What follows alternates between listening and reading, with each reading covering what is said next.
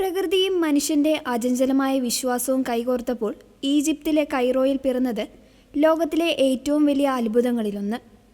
മൊക്കാട്ടം കുന്നുകളിൽ കൂറ്റൻ കരിങ്കൽ മലനിരകൾ ഉള്ളിലേക്ക് തുരന്ന് നിർമ്മിച്ച സെന്റ് സൈമൺ ദി ടാനർ സന്യാസ ആശ്രമം ഇന്ന് മധ്യപൂർവ്വേഷ്യയിലെ തന്നെ ഏറ്റവും വലിയ ക്രൈസ്തവ ആശ്രമങ്ങളിൽ ഒന്നാണ്. ഒരേ സമയം 20,000 പേർക്ക് പ്രാർത്ഥിക്കാൻ കഴിയുന്ന ഈ ഗുഹാ ആശ്രമം ഈജിപ്തിലെ കോപ്റ്റിക് ഓർത്തഡോക്സ് സഭയുടെ ഏറ്റവും പ്രധാനപ്പെട്ട ആത്മീയ കേന്ദ്രമാണ്. ഈ ആശ്രമത്തിന്റെ ഉത്ഭവത്തിന് പിന്നിൽ 10-ാം നൂറ്റാണ്ടിലെ ഫാത്തിമിഡ് ഭരണകാലത്തോളം പഴക്കമുള്ള ഒരു ചരിത്രമുണ്ട്. അക്കാലത്ത് ഈജിപ്ഷ്യൻ ഭരണാധികാരിയായ ഖലീഫ് അൽ മൂസ് ക്രൈസ്തവ സമൂഹത്തിന് മുന്നിൽ ഒരു കഠിനമായ വെല്ലുവിളി ഉയർത്തി. നിങ്ങളുടെ വിശ്വാസം സത്യമാണെങ്കിൽ പ്രാർത്ഥന കൊണ്ട് ഈ മൊക്കാട്ടം മലയെ ചലിപ്പിച്ചു കാണിക്കുക എന്നതായിരുന്നു അത്. തുടർന്ന് അതീവ ഭക്തരും സാധാരണക്കാരനുമായ ഒരു തോൽ തൊഴിലാളിയുമായിരുന്ന വിശുദ്ധ സൈമന്റെ നേതൃത്വത്തിൽ കോപ്റ്റിക് പാത്രിയാർക്കീസ് എബ്രഹാം സിറിയൻ ഉൾപ്പെടെയുള്ള ക്രൈസ്തവ സമൂഹം 3 ദിവസം ഉപവസിച്ചു പ്രാർത്ഥിച്ചു.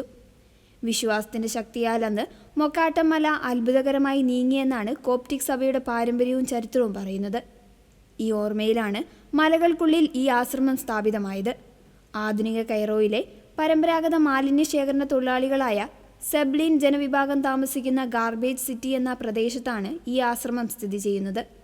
കടുത്ത സാമ്പത്തിക പ്രതിസന്ധികൾക്കിടയിലും 1970-കളിൽ സാമൻ എന്ന ദൈവദാസന്റെ നേതൃത്വത്തിൽ വെറുമൊരു ടിൻഷീറ്റിലാണ് ഈ പ്രാർത്ഥനാ കൂട്ടായ്മ ആരംഭിക്കുന്നത്. പിന്നീട് ഈ മല തുറന്ന് ആശ്രമമാക്കാൻ ഈ ദരിദ്ര ജനത ഒന്നിച്ചിറങ്ങി തിരിച്ചു. മല തുറക്കാൻ ഔദ്യോഗികമായി ഡൈനാമിറ്റ് ഉപയോഗിക്കാൻ ഇവർക്ക് അനുമതിയുണ്ടായിരുന്നില്ല. നിയമ നടപടികൾ മറികടക്കാൻ അവർ കണ്ടെത്തിയ വഴി ഇതായിരുന്നു. റംദാൻ മാസത്തിൽ മുസ്ലിം സഹോദരങ്ങൾ നോമ്പ് തുറക്കുന്ന സമയം അറിയിക്കാൻ നഗരത്തിൽ വലിയൊരു പീരങ്കി വെടി മുഴക്കിയിരുന്നു.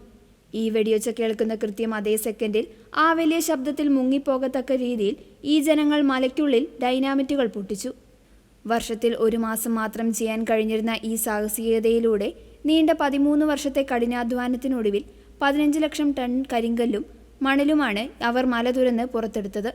ഈ ഗുഹാ ആശ്രമത്തിന്റെ ഏറ്റവും വലിയ പ്രത്യേകത ഇതിന്റെ സ്വാഭാവികമായ നിർമ്മിതിയാണ്.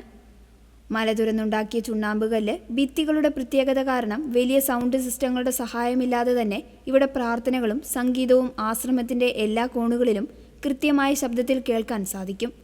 കൂടാതെ പ്രകൃതിദത്തമായ വായു സഞ്ചാരവും വെളിച്ചവും ഉറപ്പാക്കുന്ന രീതിയിലാണ് ഇതിന്റെ ഘടന. കരിങ്കല്ലിൽ കൊത്തിയെടുത്ത 7 പ്രത്യേക ചാപ്പലുകൾ ഈ ആശ്രമത്തിലുണ്ട്.